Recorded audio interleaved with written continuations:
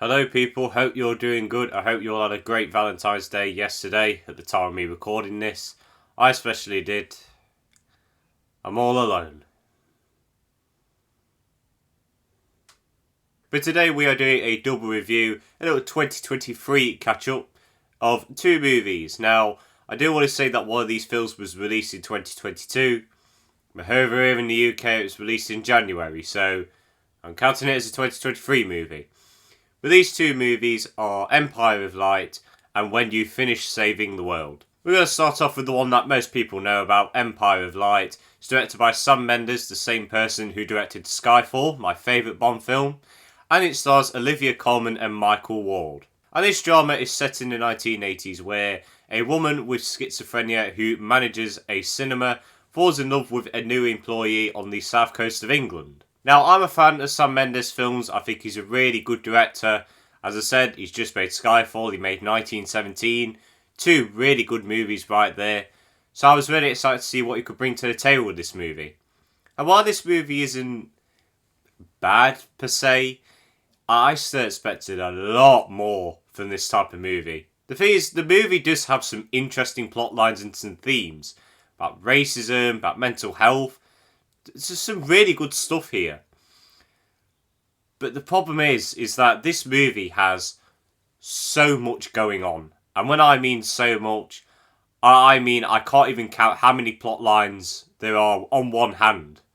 That's how many there are in this film. We've got one about racism, we've got one about mental health, we've got one about people controlling employees. There's so many more. And the unfortunate thing is that some of these plot lines could have just been cut out.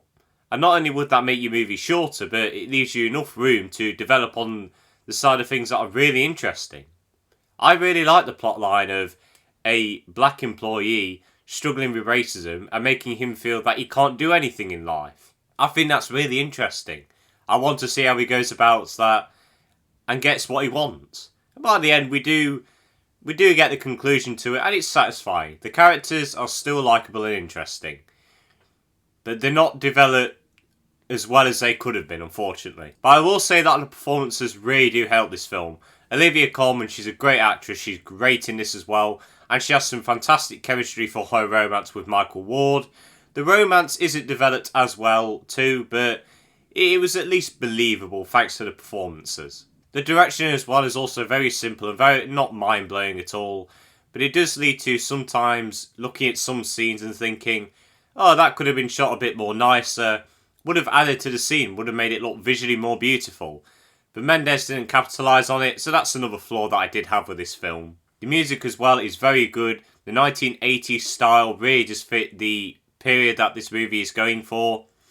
So overall, what Empire Light does amazingly is unfortunately dumbed down by too much going on. Too many plot lines, unfortunately, which are interesting.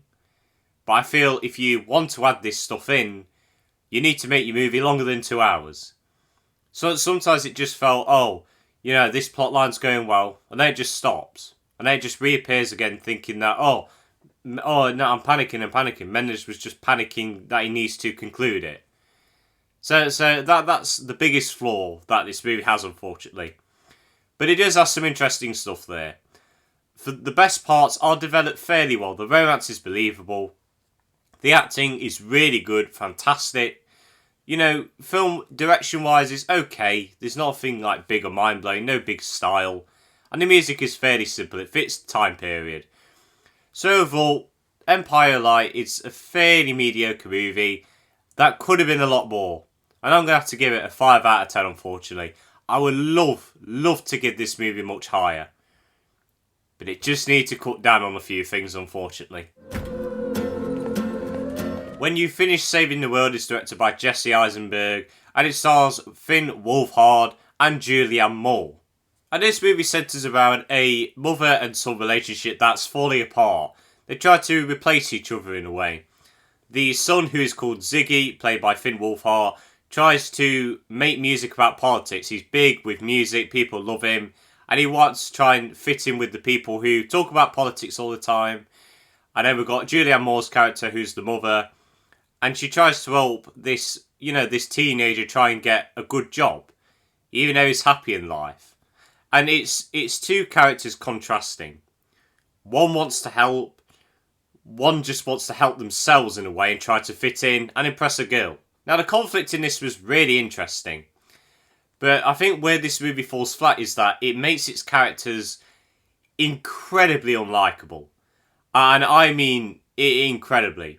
Ziggy, the son, I get what he wants. He wants to try and fit in. He wants to try and make friends.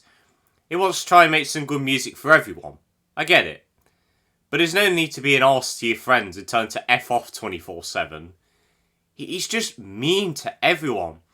Julianne Moore's character, again, I get she wants to help people. And while that is the centre conflict where she doesn't understand that, this is what her son likes, this is what this boy likes, she's still incredibly annoying with how much sort of preaching she's doing with what she wants these people to do. And the dialogue in this wasn't that great as well. Nothing flowed naturally. Sometimes there's these weird scenes where dialogue felt rushed, and in a way where the actors were saying it really fast, like Rap God for by Eminem. So many times Julianne Moore does it. She says it so quick, and while it does kind of fit the performance, I just wanted it to be toned back a little bit. But that's the biggest compliment I can give this film, the performances. The performances in this are really strong. Julianne Moore, she's a great actress. She's good in this. She does the best with what she's given. Finn Wolfhard from Stranger Things, I think he's great in this as well. This is actually the first movie apart from It that I've seen with him in. And I thought he did a really good job in this. And the conflict as well is interesting. And by the end, the ending as well, I really did like the ending. There's nothing left for interpretation. There's no big, I'm sorry for judging you and everything. No, it's just two characters looking at each other and it cuts to black, roll credits. I don't need a big conversation. I know what's going to happen. So I think the ending was really well done, even though it was a bit abrupt. And the messages that this movie is trying to tell about creativity and how to try and not just fit in for the sake of it, to try to impress someone, or how you shouldn't be too hard on people, on your children. There's some good themes, good messages. But I feel they were so heavy-handed, shoved in your face sometimes. Like, Ziggy goes to this weird musical club where people stand up on stage and sing or talk poems about politics. And it's just very, very heavy-handed. I would have preferred it if he just tried impressing this small group. He tried to, instead of trying to be the big boy in the school. I don't know, it just seemed a bit over the top to me for some reason. Another flaw I forgot to mention is that the pacing, especially for the first 20 minutes, was really bad. Those first 20 minutes felt like 10 years. I honestly felt I was sitting there for an hour. I honestly thought we're about to wrap up soon. But no, we're only 20 minutes in. And it just dragged on and on. It does get better over time. But those first 20 minutes, they just went like a snail across the table. So, if you do want to watch this film, you can make you into your own ideas and opinions of it. I know some people really like this film, and that's perfectly fine. But for me, I felt everything was just really unlikable. Everyone was unlikable. The story, while I can see what they were trying to do, was so forced in your face sometimes. Pacing was really bad. Dialogue was clunky. But I will say that the performances really did help my enjoyment of this film a little bit. So I'm going to give When You Finish Saving the World a 3.5 out of 10. Jesse Eisenberg, not the greatest start, but I can still see what you were doing. I'm excited to see what you do next in the director's chair. But guys, that is it for the end of this review. I hope you all enjoyed. Next time, it's the big one, Ant-Man and Wasp Quantumania. Seeing that in a couple of days, cannot wait for it. But I hope you all enjoyed this video, guys. Let me know your opinions on these movies in the comments. Always love to hear your opinions, people. Have a good day. See you later.